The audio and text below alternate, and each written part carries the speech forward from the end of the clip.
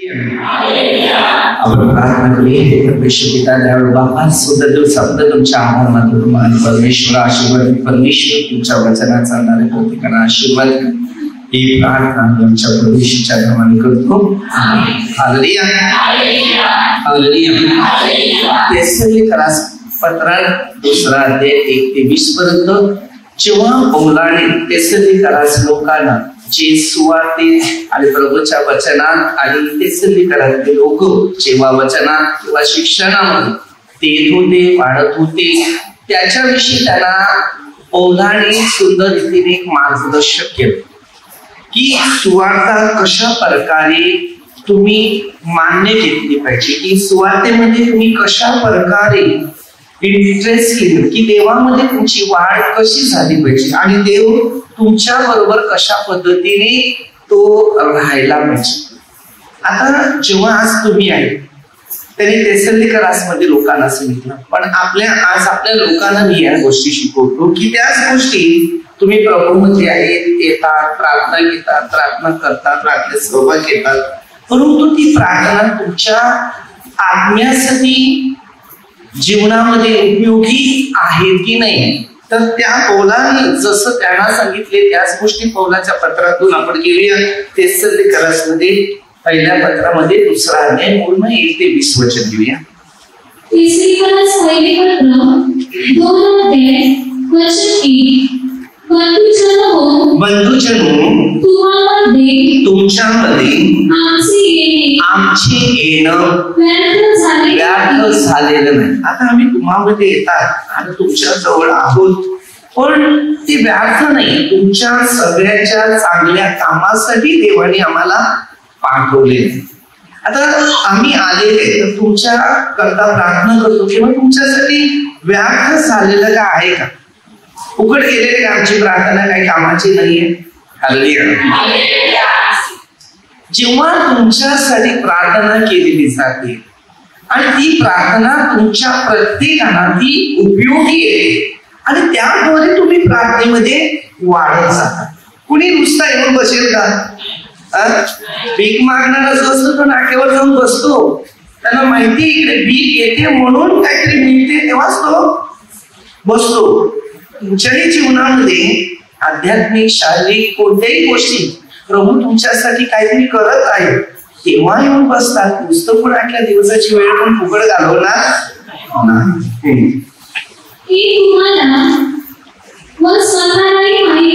हे तुम्हाला पण माहिती आहे आणि तुमच्या स्वतःला पण माहिती आहे. हालेलुया. तुम्हाला पण माहिती आहे आणि तुमच्या म्हणजे सगळ्यांना पण माहिती आहे आणि तुम्हाला पण. परंतु पूर्वी आम्ही दुःख भोगितले,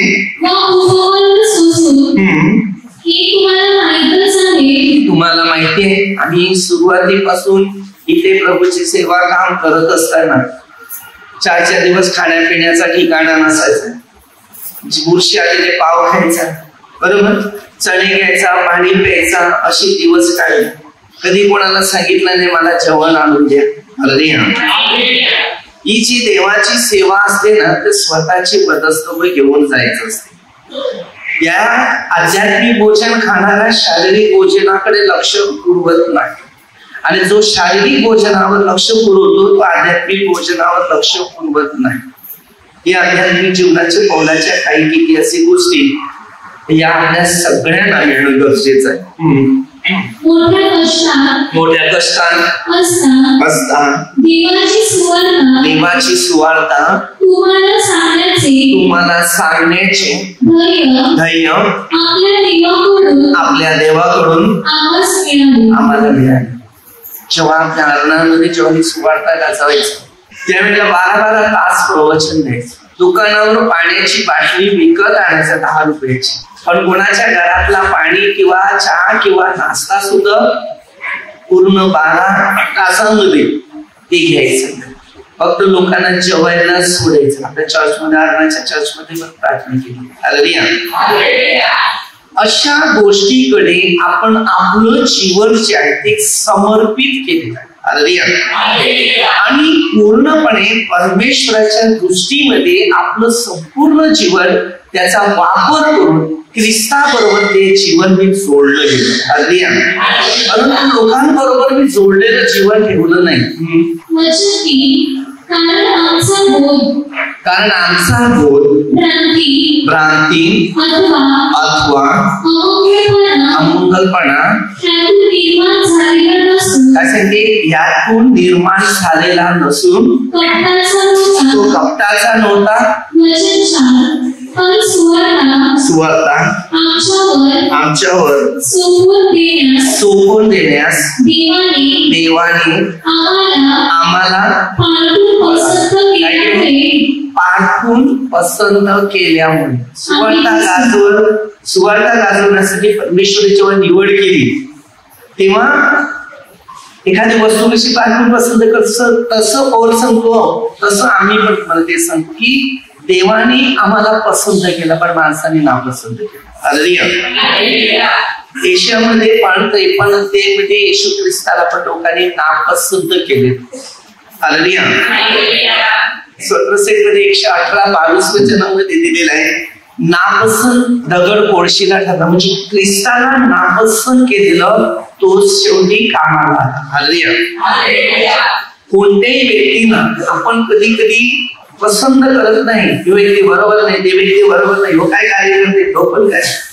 कोणत्याही माणसाला निवडण्याची जबाबदारी परमेश्वराच्या हातात आहे, कोणत्या माणसाच्या हातात जबाबदारी दिलेली नाही. तेव्हा 16 मध्ये तसं दिले. पौलाला पण परमेश्वराने निवडलं, तुम्हाला पण निवडलं, मला पण निवडले. फक्त सांभाळायचं आपल्या हातात आहे. आपण कार्य पुढे न्यायचं की नाही न्यायचं, कार्य वाढवायचं का कमी करायचं हे आपण स्वतःहून आपल्या प्रत्येकाने आचार विचार जोडायचे.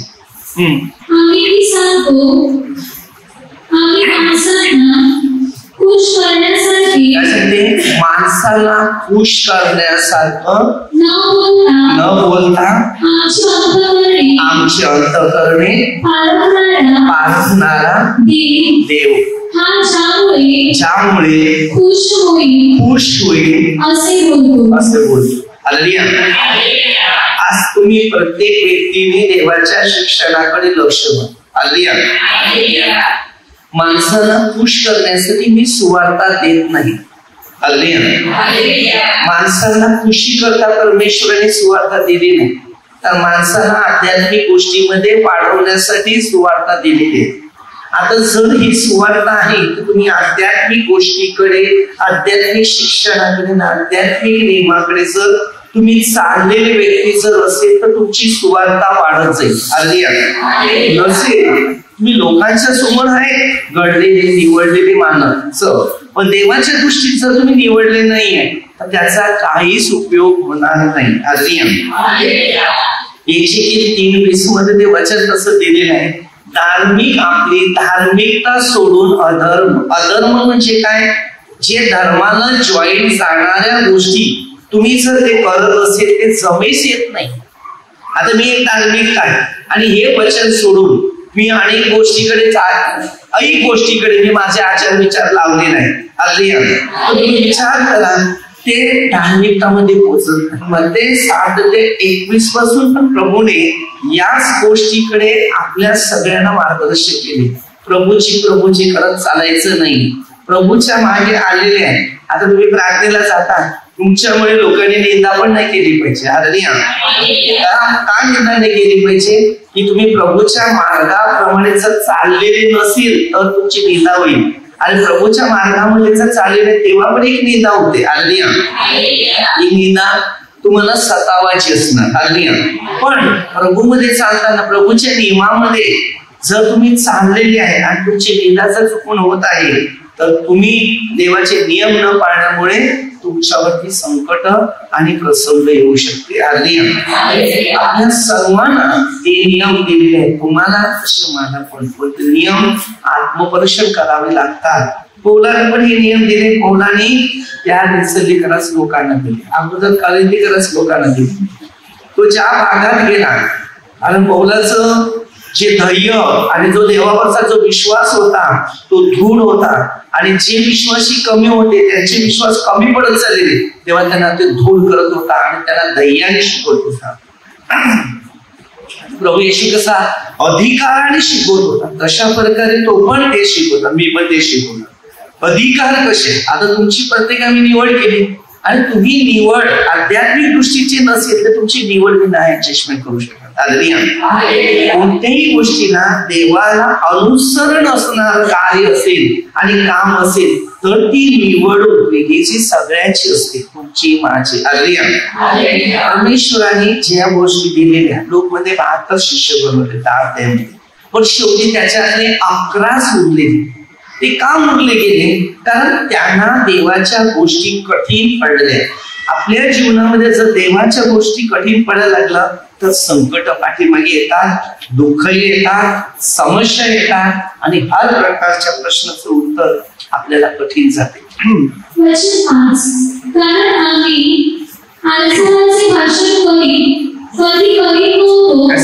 आम्ही आंजवाचे भाषण कधी करत नव्हते. पौल सांगतो हालेलुया, आम्ही कोणतीही चुकीची भाषण करणार नाही. हालेलुया, कारण चुकीच्या भाषणाने आम्हाला पण दंड होईल. हालेलुया. तर या गोष्टी अशा असतात की कोणत्याही व्यक्तीला भाषा बोलताना, शिकवण देताना, मार्गदर्शन करताना देवाच्या मार्गाप्रमाणेच ते शिक्षण आलं पाहिजे.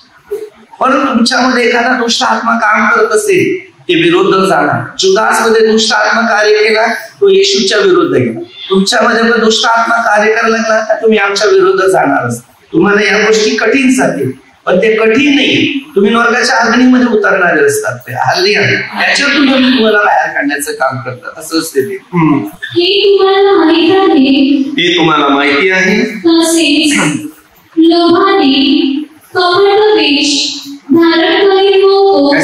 लोभाने आणि कपट धारण करत नव्हतो देव साक्षी. आता पौलाने का असं बोललो, पौल असा का सांगत होता? कारण त्या मंडळीमध्ये तशा घटना सुरू झाल्या. कधी कधी आपल्या मंडळीमध्ये पण छोट्या मोठ्या होतात. तर त्याप्रमाणे त्यांनी त्या मुद्द्यावरच ते पत्र लिहिलं की तुमच्यामध्ये ज्या आत्मिक गोष्टीचं, आत्मिक शिक्षणाचं किंवा आत्मिक गोष्टी किंवा ते नियम हे जे तुमच्यामध्ये जर पाळत आहे आणि तुम्ही ते पाळत राहत असेल तर तुम्हाला ते परफेक्टली जीवनामध्ये मार्गदर्शन. पण जे पाळत नसेल तर त्यांना ही गोष्टी नक्कीच कामाला येतील. आम्ही ख्रिस्ताचे प्रेषित असल्यामुळे जरी आमचे वजन पाडण्यासारखे होते तरी माणसापासून म्हणजे तुम्हापासून किंवा दुसऱ्यापासून गौरव मिळविण्याची खटपट आम्ही करीत होतो.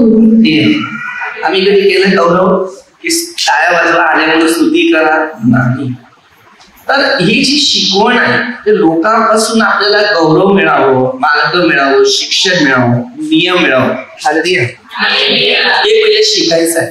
वारंवार मोशेच्या गोष्टी सांगतो, योशुआच्या पण गोष्टी सांगतो. बरोबर आहे का नाही? मोशेने 5 पुस्तकं लिहिलेली. मोशेची 5 पुस्तकं आहेत. तसं प्रभूचे सेवक यांनी पण 5 पुस्तकं लिहिलेली. मत्ते, मार्क, लूक आणि योहान आणि प्रेषितांची. म्हणजे प्रेषित त्यांनी जेव्हा निवडले त्यांच्याद्वारे काही कार्य घडले. हालेलुया. आज आपल्या प्रत्येकाला या नव्या कराराच्या गोष्टीकडे पूर्ण लक्ष द्यायचं आहे. आणि मोशेला जेव्हा परमेश्वराने 10 आज्ञाचे नियम मध्ये बोलतात, 10 आज्ञाचे नियम दिले. हालेलुया. आता 10 आज्ञा नियम दिले. मोशेने पाळायला सुरुवात केली आणि लोकांना पण पाळायला शिकवलं.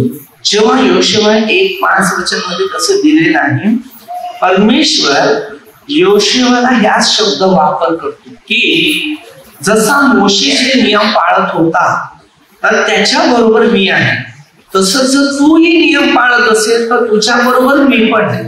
आता मी जर परमेश्वराचे नियम पाळतो आणि तुम्ही जर नियम पाळत असेल तर तुमच्या बरोबर पण परमेश्वर आहे.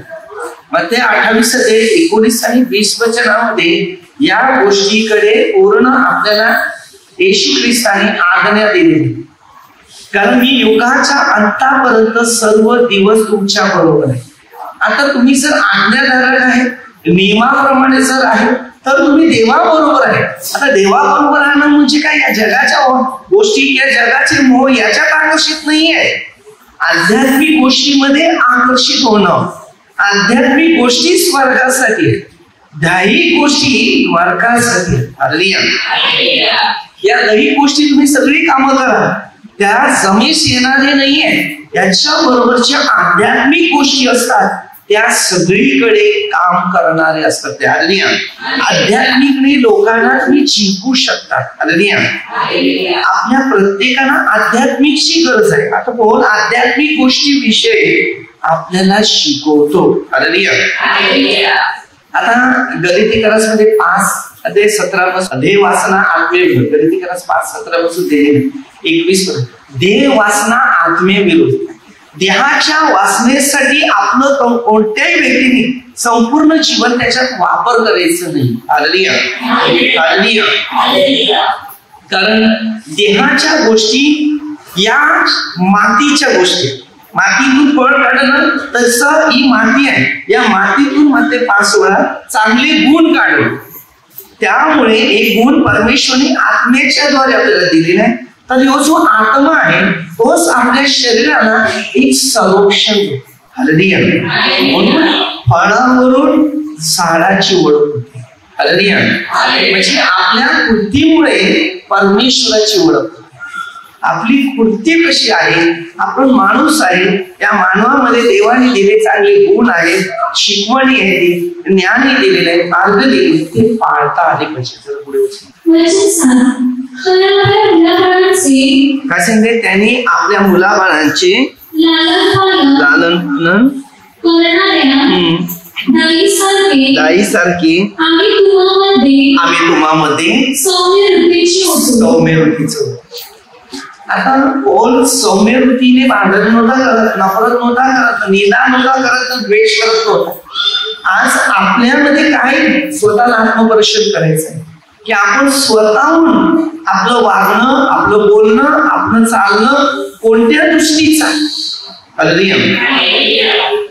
कोणत्याही व्यक्तीने प्रभूमध्ये येणाऱ्या हरेक व्यक्तीचं स्वभाव चेंज झाला पाहिजे. आणि जर तुमचा स्वभाव जर चेंज असेल तर तुम्ही देवाबरोबर राहणारी व्यक्ती दिसेल. आणि स्वभावामध्ये जर तुमचा चेंज नाहीये तर तुम्ही भटकवणारे, नफरत करणारे, द्वेष करणारे, तर शैतानाच्या सभेमध्ये तुमचं जीवन पोचणार. प्रत्येकी व्यक्ती शिकायचं आहे.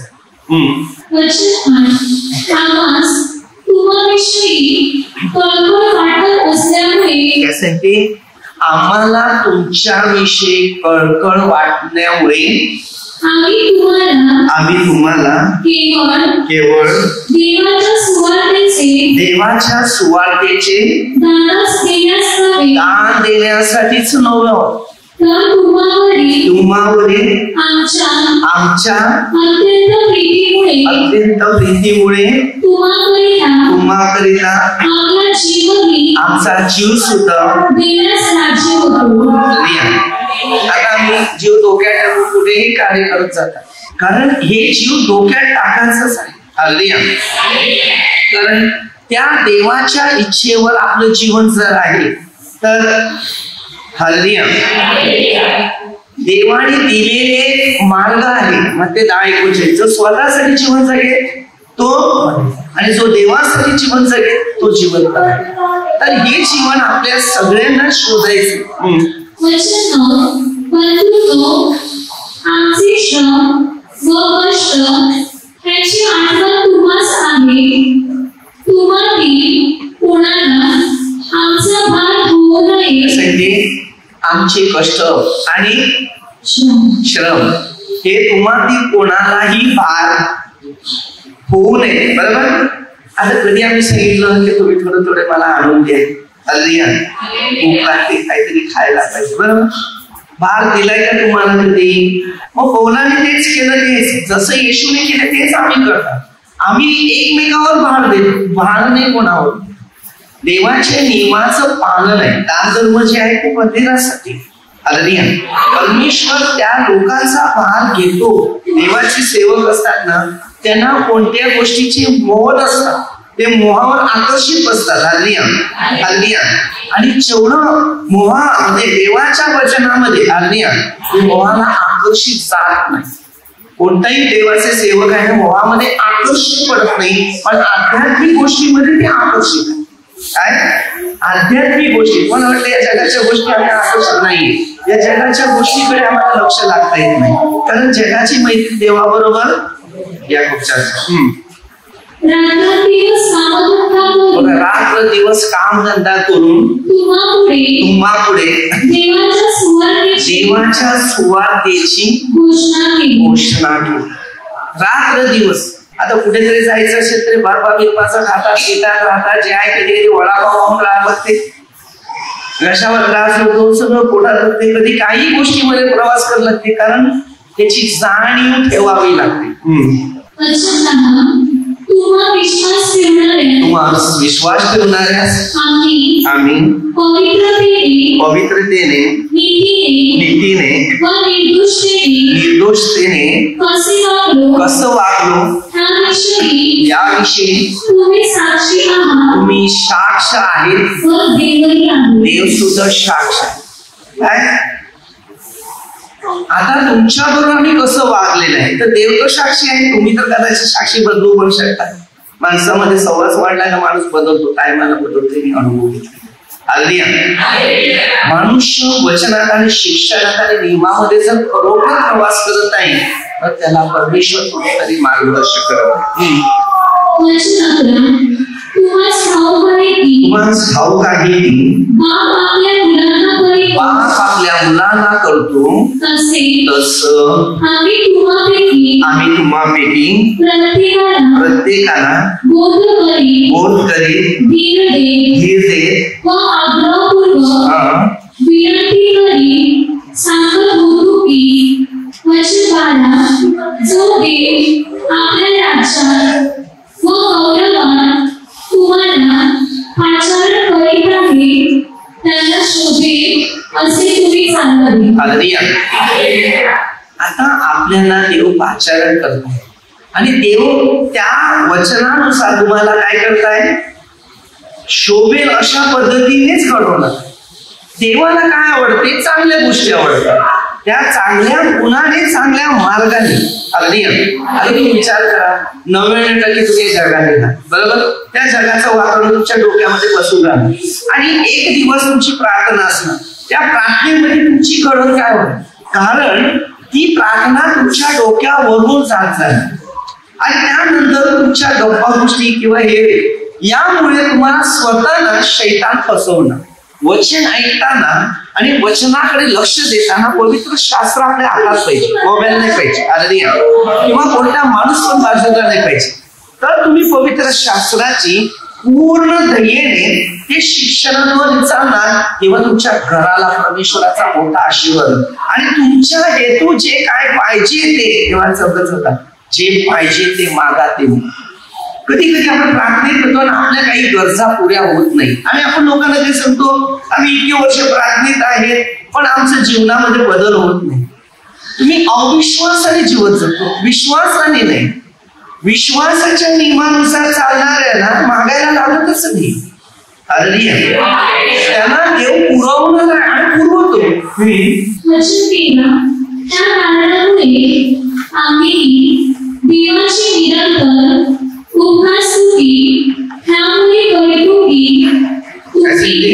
या कारणामुळे देवाची उपकार स्तुती करतो की तुम्ही आम्हापासून ऐकलेले देवाचे वचन स्वीकारले ते माणसाचे म्हणून नव्हे देवाचे म्हणून स्वीकारले आणि वास्तविक असेच आहे ते तुमच्या विश्वास ठेवणाऱ्या कार्य. हालेलुया. आता तुमचा जो विश्वास आहे आणि तुम्ही खऱ्या मनाने ते कार्य करणार. हालेलुया. विश्वासामध्ये हर एक गोष्टी हर एक शिक्षण घेतलं पाहिजे. आम्ही विश्वासात नाही. काल मी रात्री असंच आपल्या निवडल्या लोकांसाठी प्रार्थना करत होतो. तर मी हर एक गोष्टीसाठी प्रार्थना केली.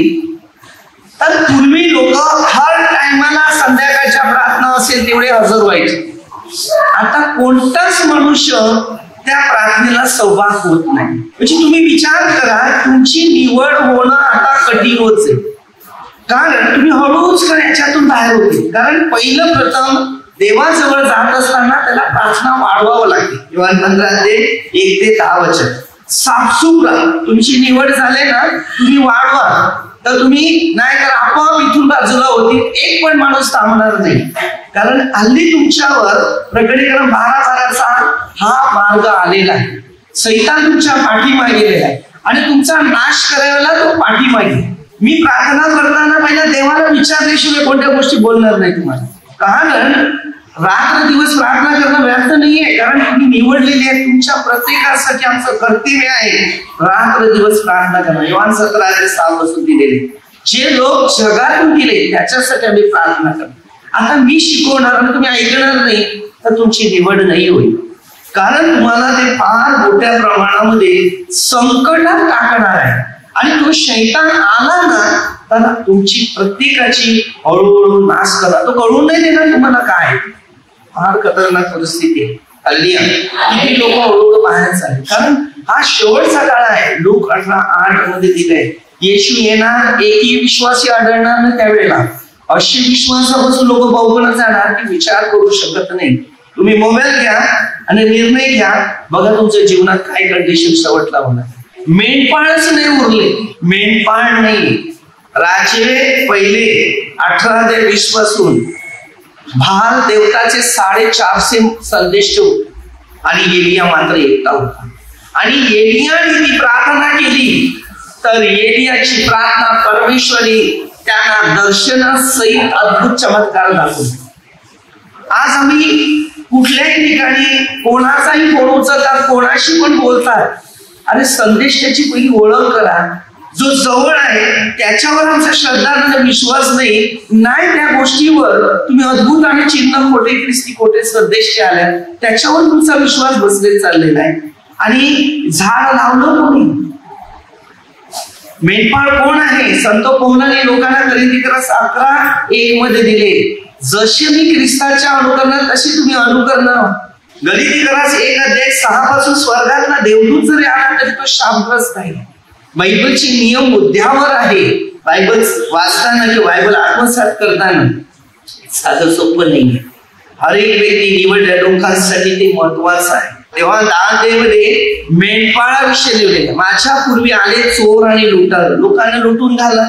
आपल्या प्रत्येकाला शिक्षणात आपल्याला अनुभव आणायचे की देवाचे मार्ग सोडायचे नाही.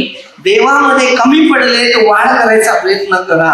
जे भरलेलं आहे ते खाली होणार. टाकी पाणी भरलेली आहे, नळ चालू आहे, तांदूळ भरलेले आहे, तांदूळ भात बनवत आहे, खात आहे, खाली होणार. तसं तुमच्या जीवनामध्ये देवाचे शब्द भरलेले आहेत, ते हळूहळू खाली होणार.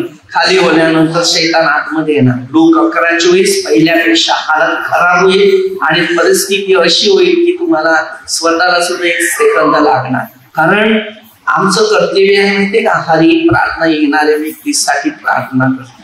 काल आम्ही पुढे गेले पण 15 मिनिटं प्रार्थना केली. किती लोकांना आमंत्रण केलं, तुमच्या इच्छा पुऱ्या असेल तर तुमच्यासाठी खास प्रार्थना आहे, परंतु लोक नाही पोचले. 15 मिनिटं पुढे गेली, त्या दिवस बोलून बोलून घशावर मुश्किल आलं. परंतु आम्ही ख्रिस्ताचं कार्य सोडत नाही. 15 मिनिटं थोडेसे लोक उपस्थित होते. लोकांना पडलं नाही, लोकांना काहीच पडलं नाही. सावध राहा. देव देवाचं काम. 15 मिनिटं 5 मिनिटं न चुकता हालेलुया स्तुती करा तरी किती लोक हालेलुया बोलता बोलता आवाज हालेलुया. कारण तुम्ही स्वतः विचार करा, मोबाईलवर बोलायला किती तास बोलू शकतात, 5 मिनिटं देवाची स्तुती करू शकत नाही. लक्षात आणा, वेळ सैतानाचे जवळ घेऊ नका. लक्षात ठेवा, देव बाजूला गेला तर काहीच नाही मिळणार, अंत शेवटला मिळणार. बाकी काही नाही. सावध राहा. निमित्त आहे, अंताला फक्त निमित्त असे लक्षात ठेवा. देव बाजूला गेल्यानंतर मृत्यू येतो. खरंच पापाचं वेतन. बंधूंनो, यहुदियांतील देवाच्या ज्या मंडळींना ख्रिस्त येशूच्या ठायी आहे त्यांचे तुम्ही अनुकरण करणारे झाला. काय सांगते? आता जर तुम्ही अनुकरण, आता मंडळीचे आता आपल्या प्रत्येकामध्ये निवडलेले आणि मी निवडलेले, निवडल्यानंतर प्रत्येक माणसाने निवडलेल्याच्या अनुकरणातच राहायचं, तेव्हा तुम्ही पुढे जाते. तुम्ही स्वतः अनुकरण करायचं सोडून देणार, ते अनुकरण होणारच नाही. जे अधिकारी आहे त्या अधिकाऱ्याकडूनच काम करा, तेव्हा तुम्ही कार्य करू शकता. कोणत्याही कार्याला मेहनत करायचं. आता मला समजा काम आहे या माणसाला सांगायचं, तर मी याला सांगितलं प्रत्येकी अनुभवी घ्या, पण तुम्ही स्वतःहून कोणतेही काम अधिकार करू नका. तुमची प्रार्थना जास्त आहे तर तुम्ही स्वतःहून कामामध्ये इंटरेस्ट घ्या. तुमची प्रार्थना कमी आहे, तुम्ही अधिकारापासून बाजूला वळसा, कारण तुम्हाला तो अधिकार भेटू शकत नाही. कारण तुमच्यामधून ते बोलणं प्रेमाचं नाही, कुठल्या तरी चुकीच्या गोष्टी शब्द तुमच्यातून निघू शकतात. कारण त्याचा स्वभाव बनवावा लागते. धार्मिकता वातावरणामध्ये प्रेमाचा स्वभाव लागतो, नफरताचा नाही, निंदाचा नाही, द्वेषाचा नाही, फूट पाडण्याचा स्वभाव नाही करत. म्हणजे त्यांनी एवढ्याच्यातून जी तुटली सुचली तीच तुम्ही आपल्या देश बांधवांच्या हातून सुचली. सुचू शकत नाही. आपल्याला कोणाला जर काय सांगितलं तर पहिला राग सोचावं लागते. तुमची ट्रेनिंग आहे. आता तुम्हाला कोणी बोलणं ओरडणं ऐका शिकायला मिळेल. इथे शिकले तर तुम्ही दुसऱ्यांना काय शिकवणार? भांडणं होणार, मारामारी पण होणार. सहन करावं लागतं, तेव्हा तुमच्या हातून कार्य होईल. उलट डोकं चालवून काम नाही होत, त्याला सहन करावं लागेल. लोक तुमची दुःख, तुमची निंदा, तुम्हाला शेळणार, तुम्हाला राग सापाड पण टाकणार. तुम्ही काय करणार? कंपनीमध्ये केवढं बोलायला लागते, सहन करायला लागते. नोकरी सोडून जाते, पण येशू मध्ये सोडून जाते. अरे पहिले हे शिकायला सुरुवात करा, नंतर कार्य करायला सुरुवात करा. प्रत्येकी व्यक्तीला ते शिक्षण हवं आहे, आपल्याला पाहिजेच. प्रभू येशूला व संदेशांनाही जीवे वाढीले आणि आमचा छळ करून आमस बाहेर घडविले. देवाचे प्रिय ते करीत नाही व ते सर्व माणसाचे विरोधी झाले. आता संदेशाला मारलं आणि येशूला पण त्या लोकांनी मारलं. मग तुम्हाला जर बोललेलं सहन नाही होत, मारले तर काय करतील? तुकडे करतील ना. विचार का, देवाच्या लोकांना सहन करावं लागते, नांगर बनावं लागते. आम्हाला जेवढं बोलतात ना तर तुम्ही हैराण होते. एक एक लोक काय बोलतात ना, तुम्हाला जर एकेकाची नावं सांगितले ना तर तुम्हाला राग तुम्ही नक्की मारतील त्या. चुप राहायचं. मग काय करणार? देवा तुला धन्यवाद, ते मला नाही बोलत, तुला बोलतात. हर एक व्यक्ती मग काय करणार? प्रार्थनेमध्ये राहणारे लोक सुद्धा निंदा करू बसू शकतात. तर तुम्ही विचार करा, जुदास तो असतो जोडीला. लक्षात ठेवायचं, कार्य करणाऱ्या व्यक्तीने देवाच्या नियमात आणि वचनामध्ये लक्ष द्यायचं.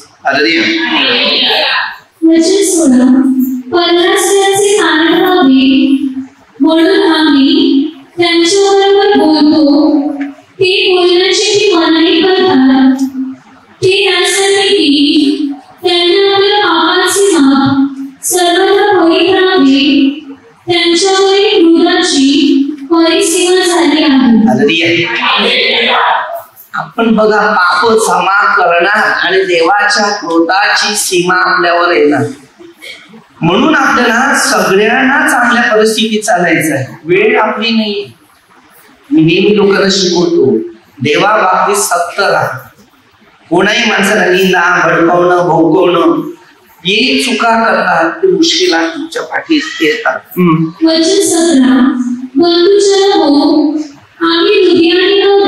काय बंधूजनो, आम्ही हृदयाने नव्हे देहाने तुम्हापासून थोडा वेळ जर वेगळे झाल्याने आम्हास तुमचे गुण पाहण्याचा आम्ही फार उत्कंठेने विशेष प्रयत्न केला. प्रार्थनेने जीवन जगणार, काही लांब आहे तरी आम्ही प्रयत्न करतो. हालेलुया. कारण देहाने दूर आहे पण आत्म्याने हजर आहे. हालेलुया. हर एक व्यक्तीसाठी प्रार्थना करावं लागते. कोणाचा नाश न व्हावा. पेत्रस सरळ भाषामध्ये सांगते दुसऱ्या पत्रामध्ये 3:9 कोणाचा नाश व्हावा नाही, सर्वांनी पश्चाताप करा. आपण पश्चाताप करावं. स्वतः चार्जिंग करून बघा. तुम्ही पहिले जेव्हा प्रार्थनेत येत होते किती उत्साह होता, किती इंटरेस्ट होते आणि कार्य प्रार्थना तुमची एक्झॅक्टली मजबूत होती. आताचे विचार करा की आपली प्रार्थना कमी झाली, आपल्यामध्ये किती फरक पडलाय, चुकी गोष्टी जास्त चालल्या, पाप वाढलेली आहे. कोणता माणूस मला सांगा, एक तरी व्यक्ती सांगतो का मी माझी पाप पत्री घेतो आणि मी आता स्वतःहून माझं जीवन बदलण्याचा प्रयत्न करतो. आपल्या स्वतःला धन पैसा वस्तू सगळं आलं कधी कामाला येत नाही. हे सैतानी धन असते, लक्षात ठेवा. प्रभू नसेल तर जीवन नाही. आम्ही तुम्हाकडे येण्याचे इच्छिते. मी पौलाने तर दोनदा इच्छिते, परंतु सैतानाने आम्हास अडविले. पौल काय सांगतो, मी आता तुम्ही निवडलेले आहे, आम्हाला वाटते तुमच्याकडे यावं पण सैतान अडवतो. कारण ते सैतानाच्या सभेत चालले. आता तुम्ही सैतानाच्या सभेत चालले तर आम्ही तुम्हाला भेटू शकत नाही. कारण सैतान अडवतो, अशासाठी अडवतो की सैतानाने पकडून धरलेले आहेत. म्हणा ती माझी माणसं झाली, आता त्याची माणसं झाली, माझी माणसं गेली, देवाची माणसं बाजूला गेली. म्हणून आम्हाला वाटते की तुम्हाला घडवावं की आणि तुम्हाला शिकवावं किंवा तुम्हाला मार्गदर्शन करावं, पण सैतान आम्हाला पुढे जाऊन देत नाही. ती माझी माणसं आहेत, पुढे जायचं नाही. पौलाच्या गोष्टी त्याच आणि तुमच्याही बाबतीत त्याच गोष्टी. लक्षात ठेवा, तुमच्या प्रार्थना कमी असेल आणि मी तुमचा सहवास आहे, तुम्हाला मी घडवत आहे, तुम्ही जर घडत नाही तुमच्या सांगण्यात आम्ही चाललं तर सैतान आम्हाला सुद्धा मुश्किलात टाकेल. म्हणून तो तुम्हाला वाचवण्यासाठी, आता त्या लोकांना वाचवण्यासाठी तो जात होता. पण सैतान सांगते नाही, ही आता माझी माणसं आहे, आता त्यांना माझ्याकडेच राहावं. जेव्हा बघा, लक्षात ठेवा, आज तुम्ही स्वतः विचार करा, तुमच्या प्रार्थना कमी झाल्या, तुम्ही काय करता, तुम्ही कुठे आहे आणि तुमचं काय चाललंय. आता बदला. जर तुम्ही आता बदलले नसेल तर पुढचं भविष्य फार खतरनाक आहे. लक्षात ठेवा, पौलाला जसं सैतानाने अडवलं, जाऊन दिलं नाही, आम्हाला पण जाऊन देत नाही. तुमच्याकडे निवडले लोक आहेत, त्यांच्याकडे येण्याचा प्रयत्न करतो पण पुढे जाऊन देत. किती वेळा मी प्रयत्न केला सगळ्यांच्याकडे थोडी व्हिजिटिंग करून यावं, पण जमत नाही. कारण तुम्ही सैतानाकडे वळलेले आहे. तुम्ही सैतानाकडे वळून सैतानाची इच्छा जीवन जगत आहे, देवाची इच्छा तोडत आहे. हालेलुया. येशूकडे वळा, येशू तुमच्याकडे वळेल आणि त्या सैतानाच्या बंधनातून सुटका मिळेल. हालेलुया. 10:38 पासून दिले. सैतानाच्या हाताखाली पडलेले लोक होते. हालेलुया. तेव्हा पेत्रस सांगते त्यांना सोड. बघा वचन काय सांगते. हालेलुया. आपण वळा येशूमध्ये, तो सैतानाच्या पाठीमागे लागला.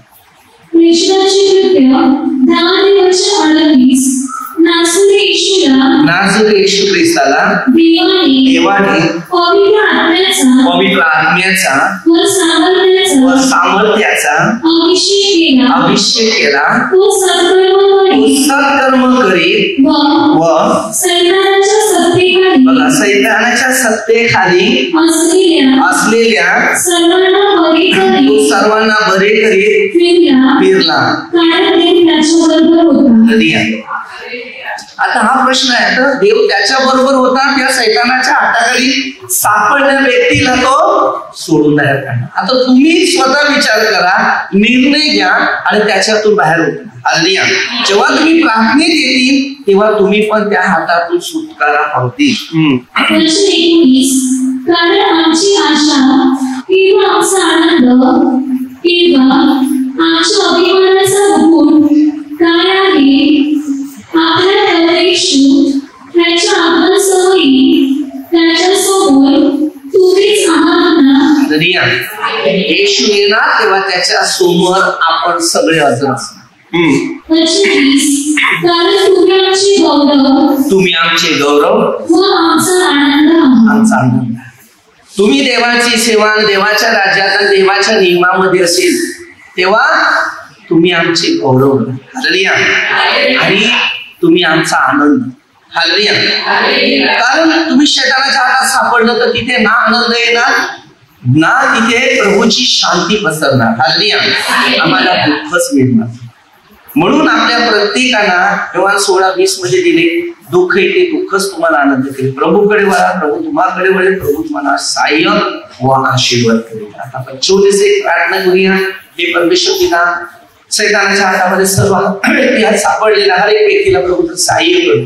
तुझ्या पवित्र आत्म्याने भरून काढ प्रभू. तुझ्या मार्गानुसार, तुझ्या नियमानुसार, तुझ्या वचनानुसार प्रत्येक व्यक्तीला सहाय्य कर. सर्व लोक आमदार, पोलीस कम्युनिकेटर प्रभूचा आशीर्वाद, प्रभूच्या वचनात चालणारे प्रत्येक कार्यक्रम, प्रत्येक निवडलेला लोकांना प्रभू तुला आशीर्वाद कर. सैतानाच्या बंधनात पडलेल्या हर एक व्यक्तीला सहाय्य कर. ही प्रार्थना प्रभू येशूच्या नावाने करतो. आमेन. हालेलुया.